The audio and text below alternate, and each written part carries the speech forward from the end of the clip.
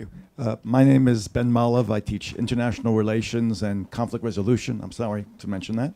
At Bar-Ilan University, but I wrote my doctoral dissertation on Hans Morgenthau. I'd like maybe just to change the slight wording.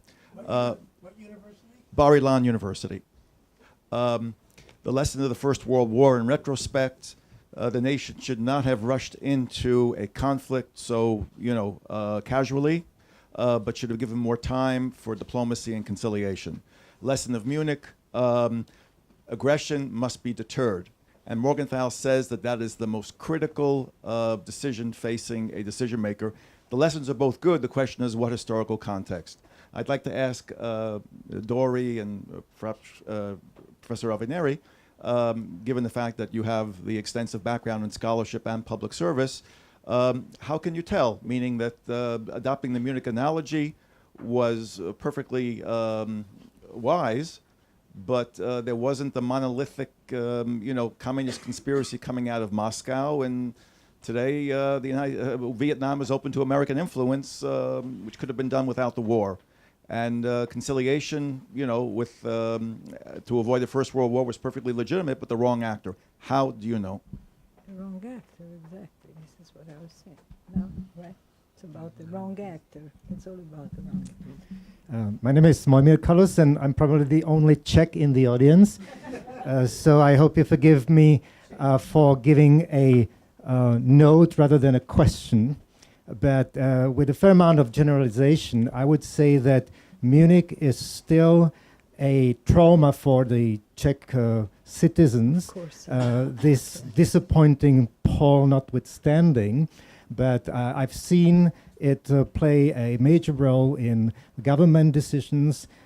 Probably this is also because this feeling of a small country being abandoned by supposed allies, which is how we interpret Munich in 1938, was later reinforced with the Soviet invasion of 1968, when we had basically the same feeling. Yeah. And so the general consensus in our country is that this kind of surrender broke the moral backbone of the nation. And this is probably the most profound effect that we have been fighting with until today.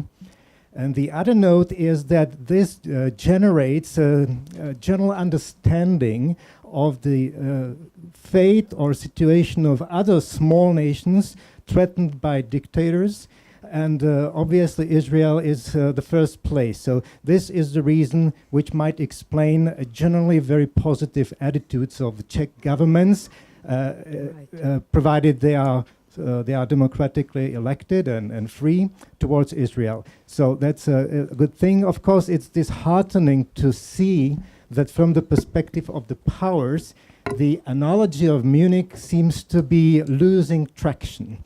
And I believe it's natural in a way, because the powers have to weigh their interests from a different perspective. But I would submit that small nations who have the experience with the existence of aggressive evil should still take the lessons of Munich seriously. Okay. Thank you. I consider your contribute a privileged one. Thank you very much indeed. Next question. Pinchas Hinbari of JCPA. I would like to ask whether we are talking here more than appeasement, but maybe intended policy of Chamberlain and Halifax maybe for the future to make an axis with Germany and to be part of future Europe against the other school of thought that Britain must be part the Atlantic alliance with the United States. Who do you want to ask to? Anybody. Everybody is ready to answer. Okay, but I will give you 5 minutes each. I cannot give you. Be ready for that. Okay. My question goes to Melanie, because in your fascinating talk, you criticized the media, and I saw a lot of parallels to the situation in the German public right now. However, I was wondering whether you weren't giving too much credit to the media, given the poor track record the West had in the last 2.5 decades, I would say, in fighting successful wars that actually turned out to be for the right course. I mean, I would argue that you have to go back to the first call it U.S. or Allied Iraq War in 1991 to have a clear-cut example for a war that was won by the West and had a just course. While over the course of the last decade, we witnessed the Balkan Wars that had at best a mixed outcome. We saw a disastrous war in Iraq based on lies from democratic governments toward their own people, yielding in a highly unstable situation right now. And then, of course, we've been witnessing the ongoing war in Afghanistan without the result that was promised to the public. So for people like us, and I think we're on the same page here, who don't want to take war out of the political toolbox at all, without being warmongers, of course, don't we have to put at least part of the blame on the politicians and try to come up with a more precise analysis and definition when war is actually needed, and what are the success factors that can prevent us from the disasters of the last decades? There is Dan over there, and that's it. The last is Dan Diker. Last. Dan wants it. Thank you, Tamara. Thank you, Madam Chairman. My name is Dan Diker. I'm with the JCPA. My question to Professor Avineri and to Professor Kramer and to Melanie and to you, Fiamma, is that do we need to ask ourselves what the meaning of the word war is in 2018 as opposed to what we understood the word war was back in 1938? In the context of a totally different and asymmetrical reality on the battlefield. 1. 2, is the context of our discussion today, how does the context of our discussion today affect the notion of victory or failure in light of a totally new military-terror battlefield that we're dealing with today as opposed to what we were dealing with in 1938? I had two questions posed to me specifically. One, the first, have I blamed as I understand it, have I blamed the media too much for the disasters of wars like the Balkans, like the Iraq War, the second Iraq War, which should be laid at the door of politicians? Certainly politicians made terrible mistakes in these and other wars, and they bear the ultimate responsibility for what they led their nations to what their nations did and how they led their nations to war. But the madness against all war in Britain, I can really only speak about Britain because that's what I know. The madness against ever going to war ever again under any circumstances against anyone in the developing world has very largely been confected by the response to the disaster of the Iraq War, the second Iraq War. Blair lied, people died.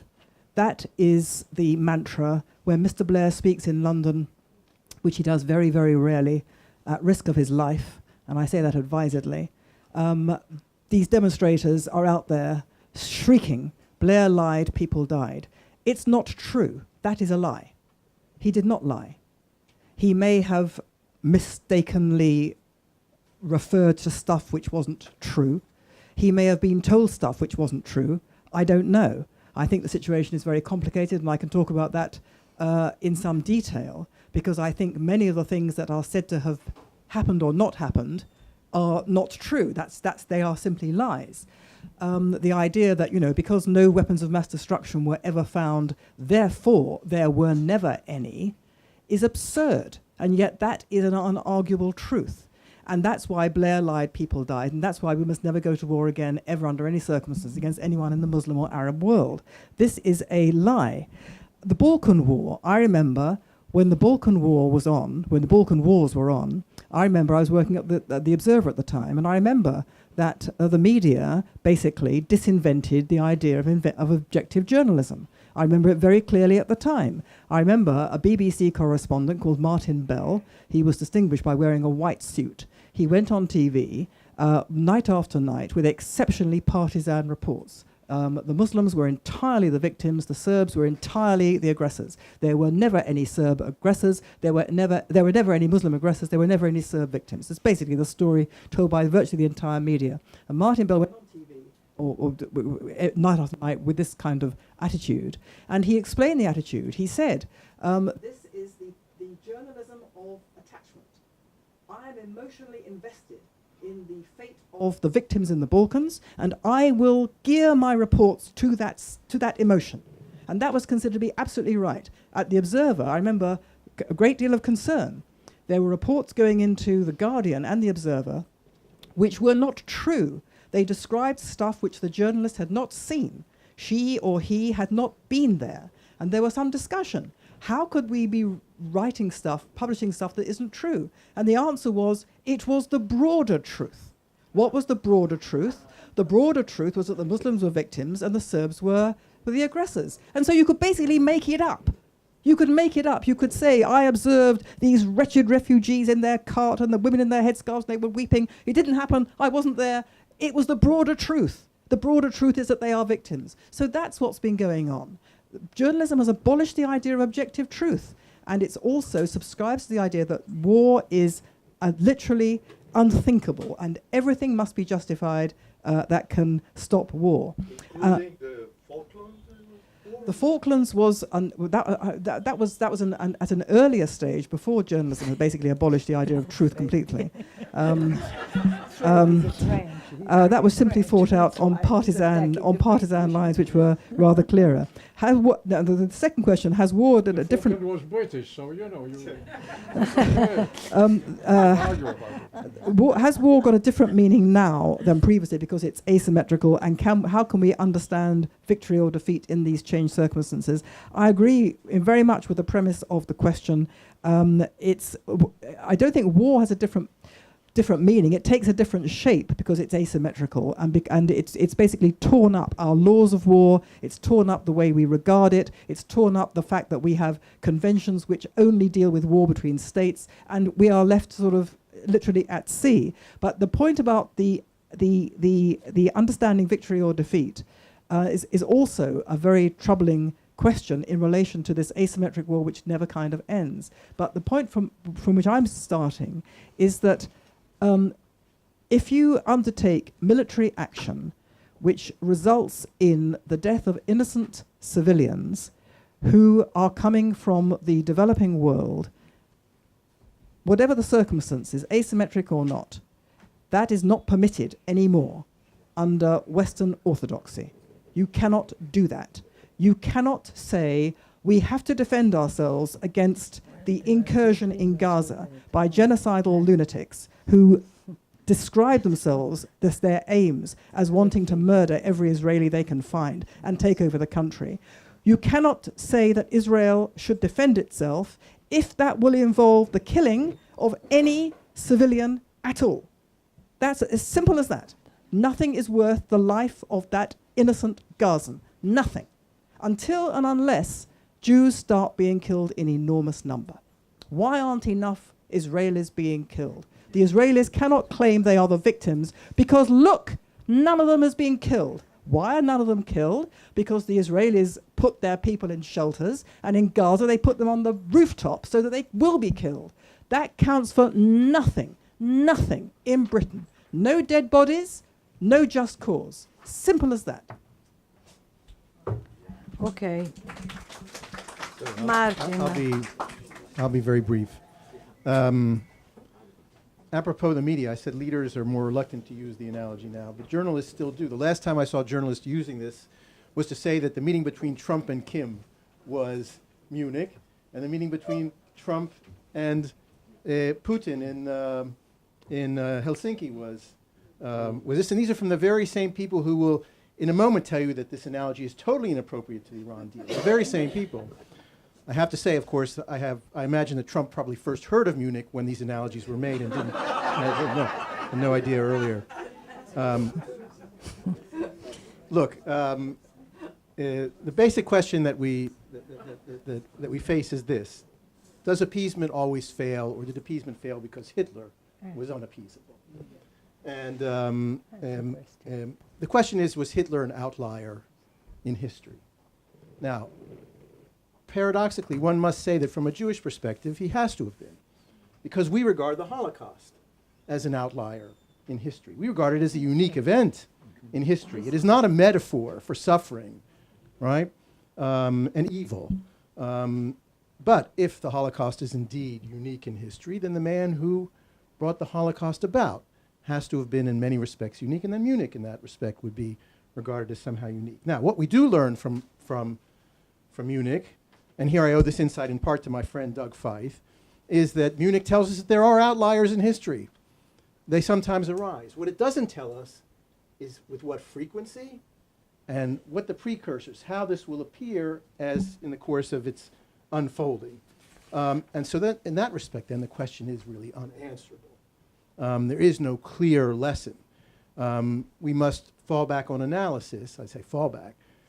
Analogy is the poor man's substitute for analysis.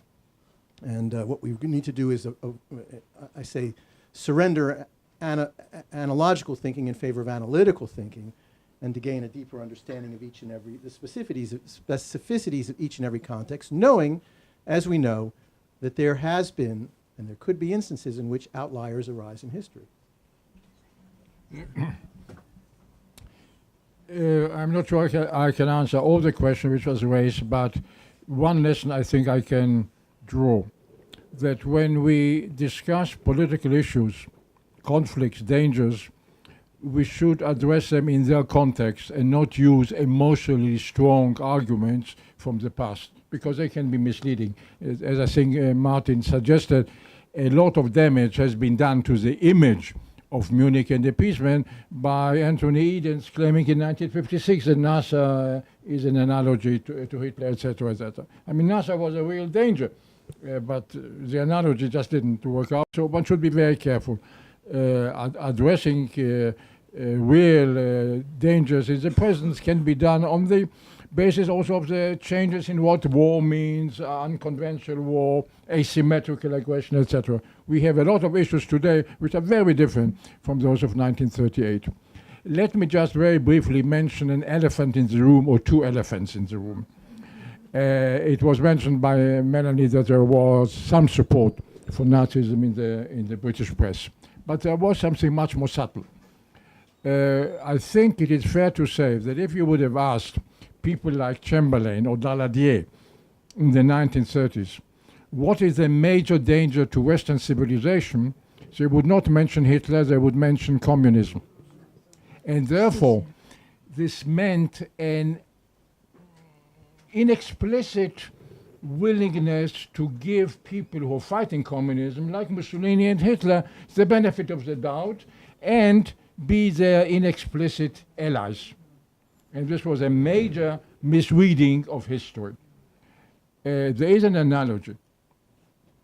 There are people today who think that the most danger, the greatest danger to Western civilization is Islamic aggression.